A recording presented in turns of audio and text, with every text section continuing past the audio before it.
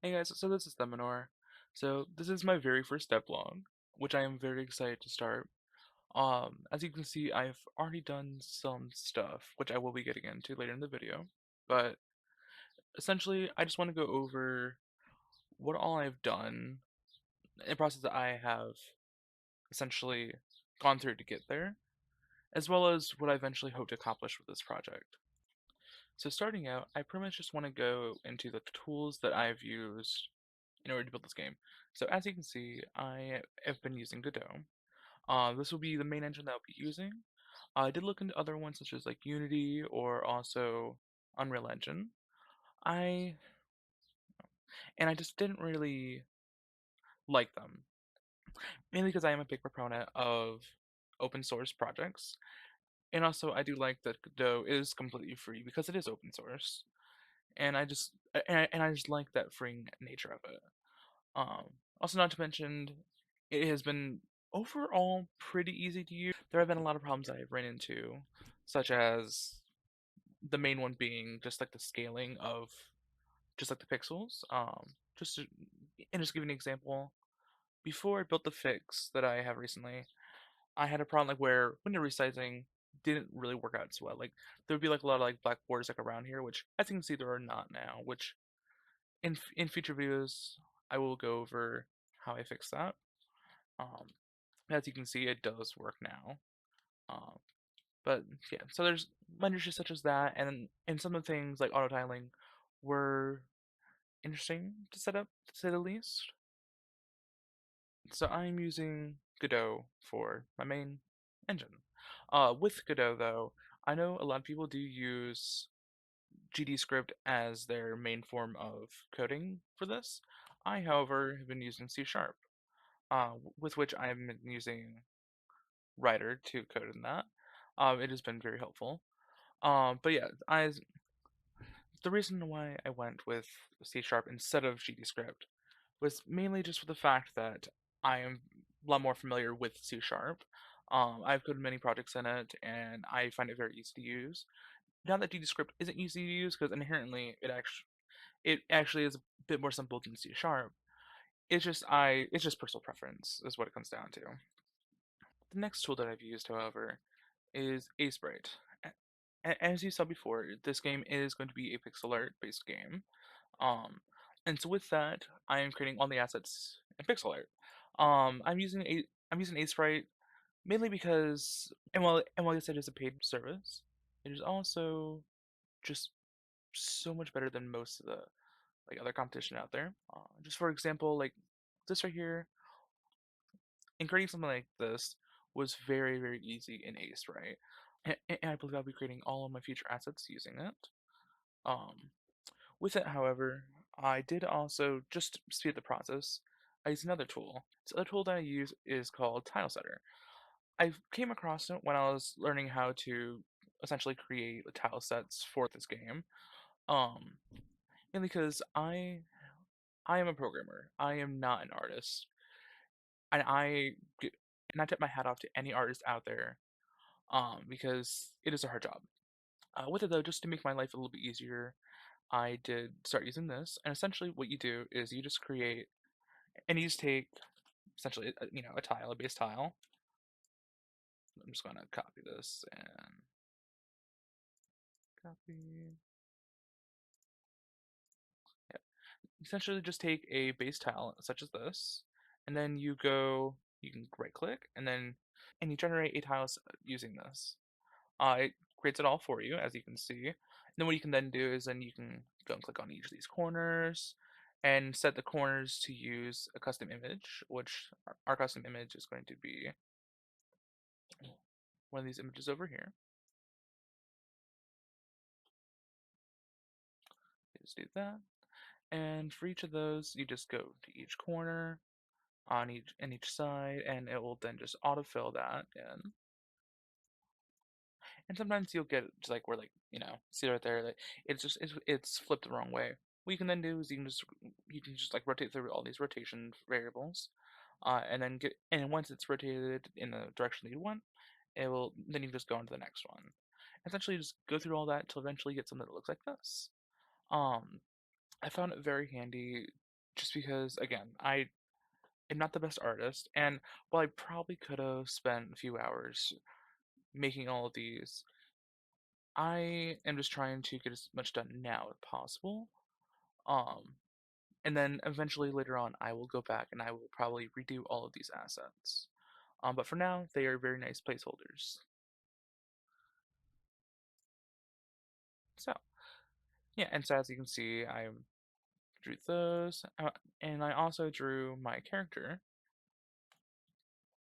as you can see here. Essentially, I just drew all these separately. I did use just a single just a single tile before, and I just had like multiple different frames, and then I just exported those frames into a sprite sheet, as you see now. If you guys do want a tutorial on how to do that, feel free to let me know down in the comments, and I'm more happy to show you guys. Or there's also multiple videos out there that do show you exactly how to do that.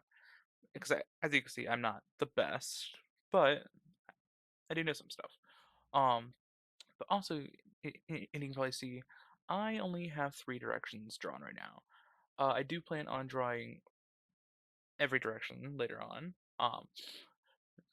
But right now I'm just trying to keep it simple, and for now I'm just trying to keep it simple and trying not to not not not really waste, but I basically am just trying to steamroll through the basics, and that way eventually I can come back here and come to the what essentially like the easy steps, and then just redraw all the animation frames. It's not too much. It's not too hard to come back into here and redraw them, and then re-export and just reanimate. At least not with at least not with characters as simple as this. So that's it for the tools that I'm using for this project. Um, Now I will go into essentially what I have done. So, and as I showed you before, I did create like all the tile sets as well as the character. I did also create this little chest just as a little, just as a little test.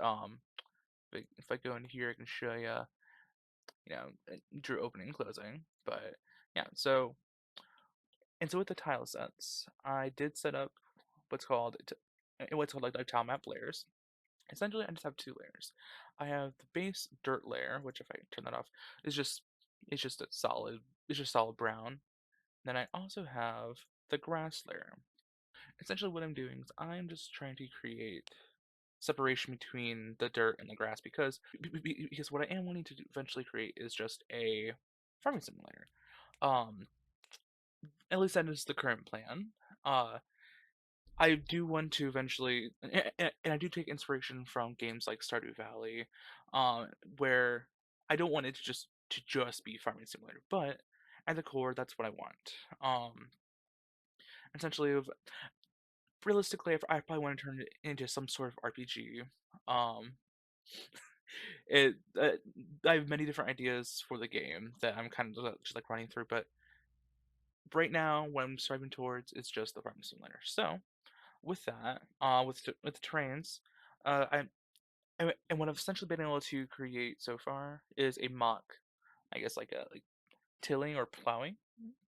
I'm essentially just deleting parts of terrain. So if I go to grass and just delete that, as you can see, I deleted that terrain and it automatically tiled into what's essentially a field. So if you go back into here, you can see, eh, see it kind of looks like a plowed field almost. Obviously, it's simple plowed field, but a plowed field nonetheless. Um, but yeah, and how I did that is essentially I created what's called tile map and tile set.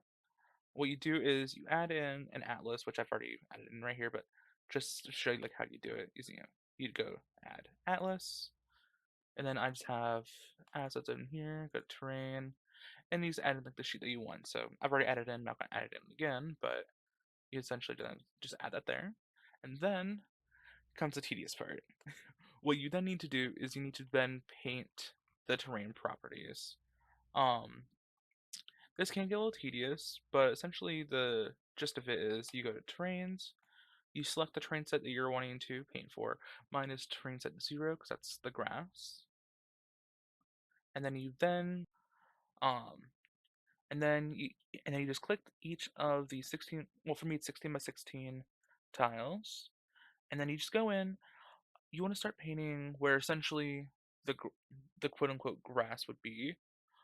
So I want anything touching this to be grass, and then you just go through, paint that, and essentially what you're saying is you're saying anything out here is not grass. So if something's touching outside of here, it's not going to be. But if it's touching right here, it is grass. So I did that.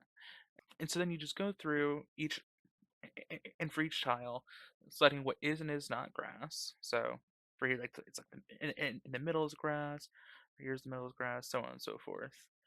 Um, and then what that eventually does, and what you can eventually do is then you can go over to tile map, which tile map is actually what you use to essentially draw the tiles.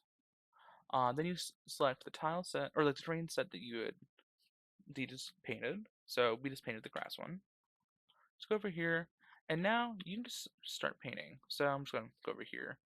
So if you just do just one right here, so you can see it is that very first, like in just a small one, which that is being determined, but and with the fact that only one point is grass, so anything outside of here is not. But then if we were to go back and paint one up it, one up on it, it will then automatically change both of these. And that right there is uh is based off of which mode you're doing. So right here we can see that there's two modes. The connect mode, which basically checks all terrain within the area and updates all terrain in the area based off of what you just pressed, or the path, which is based only on which connects it only to the previously painted terrain. So if we were to then go right here and just start painting, as you can see, it does not update right up here at all. But so you see, like, click those.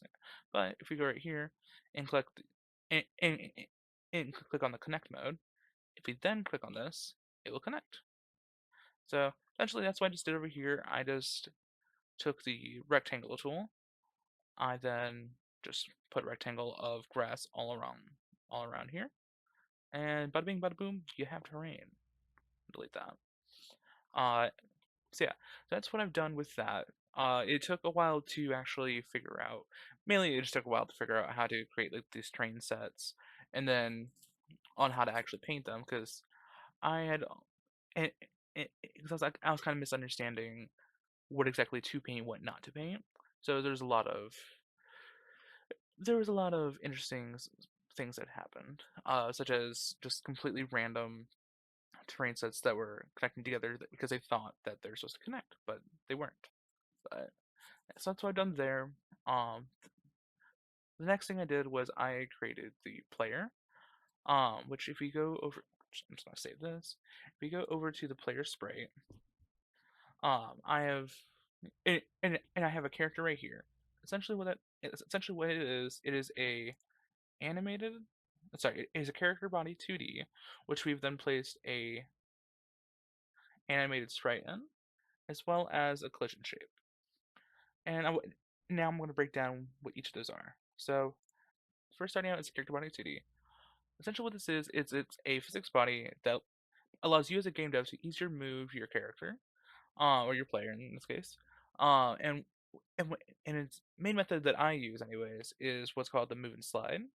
Um, it's move and slide function. Essentially what you do is in the physics process function, you can and you can add to its velocity in either the x or the y direction. Um, and the, and then with that, after you call move and slide, it will then move and slide in that direction, which it will then gradually slow down based off of physics. Um, what I do here is essentially I just get the vector of where the character is moving. So this is and so this is just getting essentially the addition of the left, right, up, and down movement. So that can be from a joystick, it can be from buttons, whatever you have set as a left, right, up, and down uh, buttons or controls. That's what it's getting from. What it'll then do is, if it is not zero, it will then add those times the speed, which I set up here. Um, it'll then add those up and say, hey, move towards that. And once it's done, you then set its velocity, it's the character's velocity equal to the velocity that you calculated. Which down here, if this is all zero, it's just gonna set the velocity down. It's gonna set the velocity to zero. Then it'll call move and slide, and then it'll move and slide in that direction, or if it's zero, just stand still. Yeah. So that's what I use the character body 2D for. All right. Next is player sprite, which in this case is an animated sprite 2D. Essentially, this is just what everyone will see, and the reason I use the animated sprite 2D instead of just like normal sprite 2D is because it's easier to animate. Which I can show you that process right now. So first, I'm going to clear this. So first, what you do is you go up to here, you then go to sprite frames, and then what I would normally do is I would normally create a new sprite frames table down here, and then to add new frames for your animations, you'd first go to add animation, which we're just going to create like a dummy one right now. Sorry, Godot crashed. It doesn't do that very often, but in this case it did. And I believe that's only the second time in the past 2 months that I've been using this that's actually crashed on me. So I'd say it's pretty good compared to something like Unity or Unreal Engine. But yeah, so what you do is you just add a new animation by clicking on Add Animation. Go into here, you then click on Add Frames from Sprite Sheet, which I already do have a sprite sheet ready for this. Pull that up. It's going to try to auto slice it. You click this again if you think it might help. It usually does not. Usually, what you end up having to do is you end up having to go into here and just essentially just tell you to tell it like how many like columns and rows it has. So it's 4 columns and 3 rows, and the size. Oh, sorry. And the size is 16 by 16 pixels. So it did get that right. So then what you do is then you just go and add what frames you want. So we're just going to add another mock and left walking scene. So you just do 1, 2, 3, 4, just in the order of when like the animation would play. Right here and there. Now you have a new animation, which you can then set how fast the animation plays. So at 5 frames per second, it looks like that, right? But we can then slow it down to something like 1 frame per second if we want to be walking really, really slow. But yeah, we're just going to delete that because we don't need that. All right. So then lastly, and last but not least, the collision shape. So this collision shape, what this is in its name, it detects collisions. And what I mainly use this for is, right now anyways, I have it detecting when it hits the border and when it hits the chest collision shape right here. Um, Mainly just because I'm sure most of you know, in games you don't want the character to just go off because obviously nothing's going to happen, but it does break immersion. And then right here, I use it so that he can't just walk through this chest. So that's essentially what I use the collision shape for.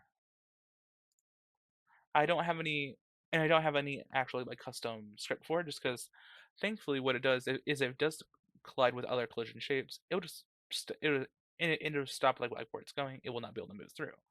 And since we are using and since we're using this player sprite, it, which is using like the move and slide method, which does interact with physics, it will then just stop moving.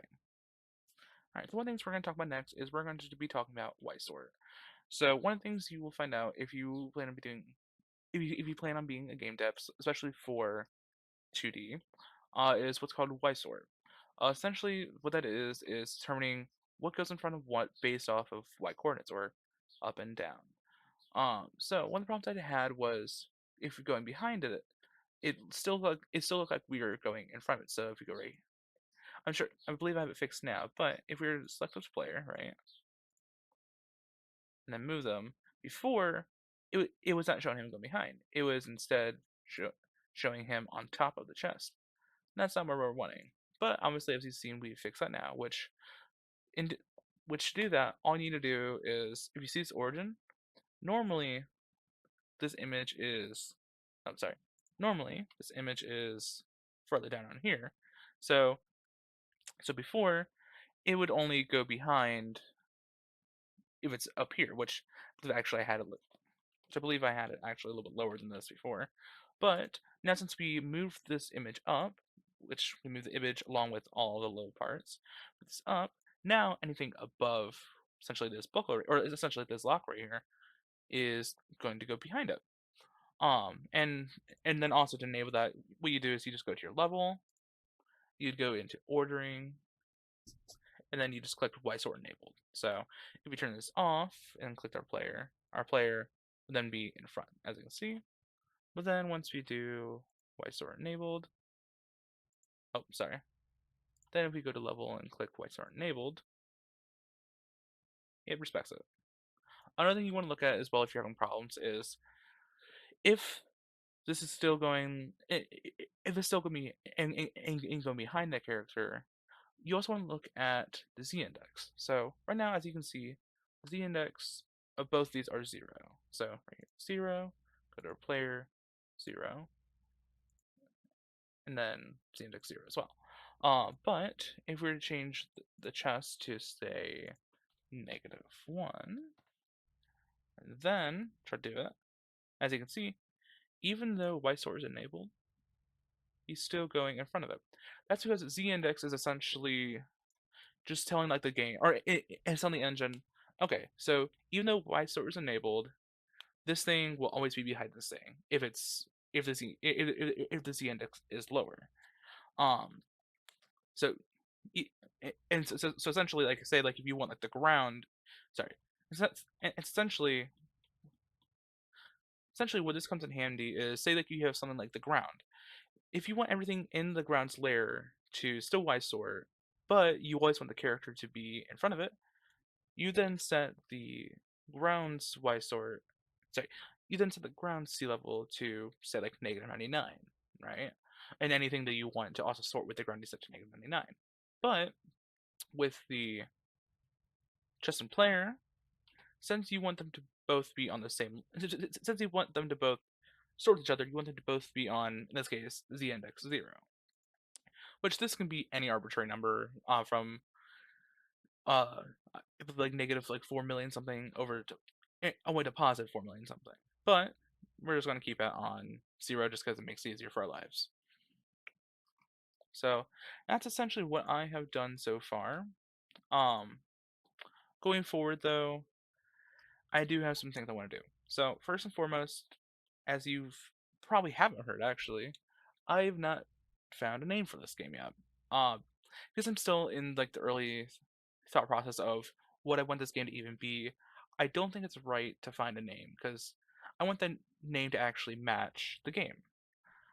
So eventually I will find that, but that will not be till probably later down the road once I actually get a better idea of what I want this game to be.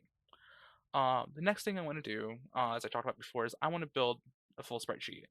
Not just for the player character, however. I want to build a full sprite sheet for all the basic things in the game, such as roads, houses, the character, and just also like any like little like basic items like chests in this case. Um, I want to have full sprites for those, and for things like the chest, I want animations, or if I want a house's door to open, you have an animation for that, all those little things. I do eventually want to have those, but I'm most likely going to do those as I go, starting out, just because right now I kind of just want to get all like the little stuff set up first. That way I can kind of eventually work on the big things. Uh, the next thing I want to go with after that, after I've created all like the basic sprites, I want to create a basic UI because as you've probably seen, there is essentially nothing right now. The only thing on the screen is just what's already in the game. Eventually, I want to create things like menus, probably probably some sort of inventory, which would also be more UI. I just want to create all those different systems. That way, this game just actually looks like an actual game and not just some sort of tech demo. Um, lastly, one lastly, which this is going to be far in the future, I want to publish this game. Obviously that is pretty ambitious right now considering there's essentially nothing here. All you have is just some basic terrain and some basic animations, all that. But eventually, if I'm able to grow this game enough and put enough time and effort into this, I do want to publish it. Whether that just be to itch.io, just for some basic like playtesters, or just anyone who wants to play it, or eventually Steam. Um, Whatever comes, I do eventually want to publish it so more people can play it. So yeah, so that's my first devlog. If anyone has any questions or any suggestions, or just like any tips in general, feel free to leave those in the comments. Otherwise, peace out.